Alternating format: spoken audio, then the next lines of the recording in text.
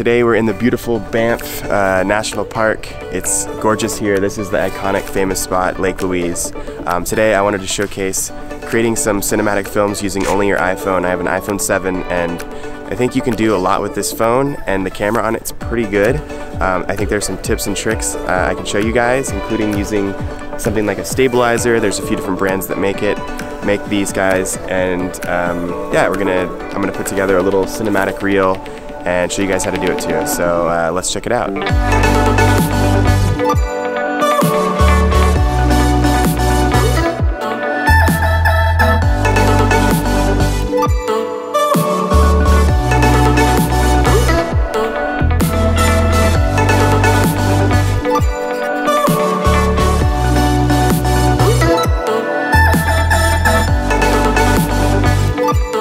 Shit, it's cold out here. Okay, good. Alright, so one of the first tips is to record using manual settings, because if you use your phone by itself, just normally, it's probably going to be on automatic, and I think that footage will probably tend to look a little bit amateur. So there's an app you can get on the App Store called Filmic Pro. By the way, these tips are on the iPhone. I'm sure there's probably comparable stuff for the Android stuff, but this is all on the iPhone. So I'm going to load up an app called Filmic Pro. This will allow me to set manual settings. So we've got open Filmic Pro, and I am going to go down here into the settings, change the resolution to 1080p, and then this is big, the bitrate down here at the bottom I'm setting to extreme. I think by default it's on filmic quality. I'm going to set it to extreme, so it's recording the highest quality possible. I'm also going to go into frame rate and set it to 60 because I want to get it to be in slow motion. I think it'll look a lot better. You guys can also record in 24p if you want it to look more cinematic.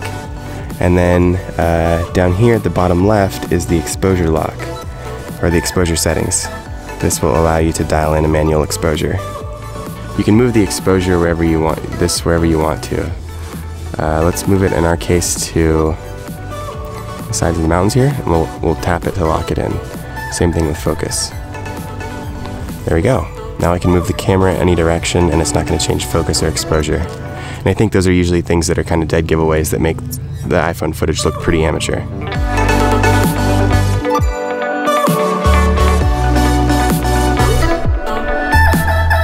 We're here filming at another beautiful location in Banff in Canada. And so holding this allows the footage to be super stable, and the camera in the iPhone 7 is actually really good. I mean, you just really need to make sure that the footage is stable for it to really come out clean and usable. So a shot that I typically like to use is kind of more like a reveal. So I have the app set up how I like it. Let's dial in the exposure. I want to make sure that the exposure doesn't change, because that's one thing I think that usually looks pretty amateur. So I'll dial in, I'll lock the exposure on the mountains, and I'll lock the focus on the mountains. So everything's locked in. I can move the camera wherever I want, and it's not going to change the exposure at all or the focus. So you won't get any of that weird pulsing or anything. And now I can tap record, and I can do a very slow reveal shot. I'll usually point the camera down and then kind of roll it upwards. And that allows you to create really, really smooth cinematic shots. Let's say you don't have this stabilizer. I want to say this stabilizer is around $200 or $300, but let's say you don't have this stabilizer. A technique that I always use, you can use this technique on your DSLR or you can use it on your phone. Try not to move your hands a lot when you're filming, because I think that that's usually what typically creates that kind of like home video-esque movement.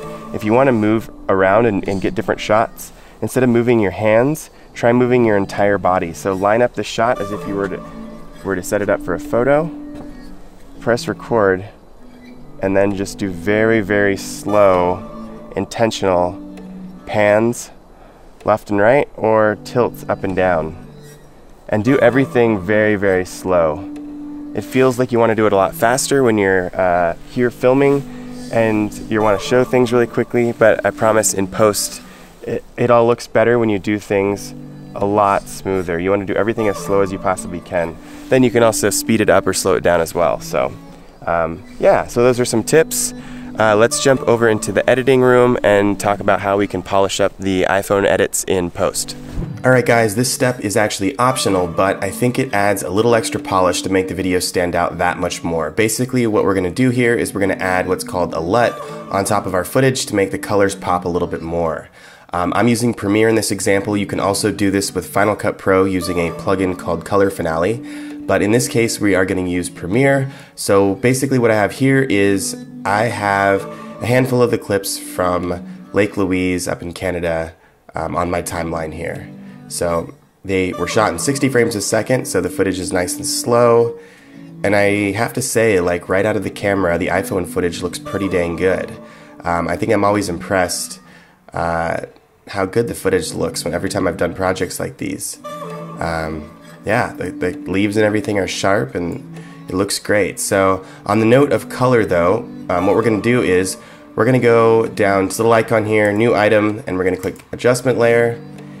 Press OK, drag this down to the timeline and put it on the third layer. You could put it on the second or third, but basically what an adjustment layer does is it allows you to put any effects on top of this layer, and all the clips underneath it will be, it will apply that effect to. So if you want to add in some color correction, if you want to add in like letterboxing, everything, you can put it all in this adjustment layer and it will affect all these clips underneath it. So what we're going to do here is we're going to click on the adjustment layer.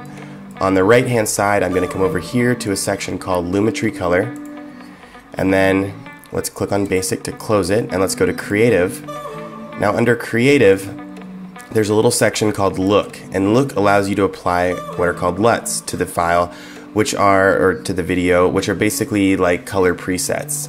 So I have a bunch in here. These are all paid for. If you're interested in paid for LUTs, I'd go check out Deluxe or Osiris. In this case, I'm going to use a free one as always for you guys called Aspen. So click on Aspen and you can see right away the colors have already changed drastically. Now that's a little bit too stylized. I'm going to ramp it back from 100% right here under intensity to maybe like 50%. And I think that looks a lot better already. I haven't really edited this video together. This is just the raw footage, but I will say that looks pretty awesome. I mean, this is the iPhone, guys. There's a lot of new cameras that have come out recently on phones, and I think that it's getting to the point now where we're able to take beautiful shots with our phones and even the video as well. And, you know, like people don't need to go out and spend $2,000 on an A7S II to be able to create good content. I tell this to people all the time. They're going out and they want to make beautiful videos and they think that they need the most expensive camera and all these lenses. You don't need that, guys. Like, just learn how to use what you have. And you can see here with some stabilization and holding the camera steady, you know, you're able to capture something that's pretty dang impressive. Even the hair in Tyler's head right here and this jacket, there's a lot of detail even back here. So just learn how to use the camera that you have, and I think you can get some pretty good results.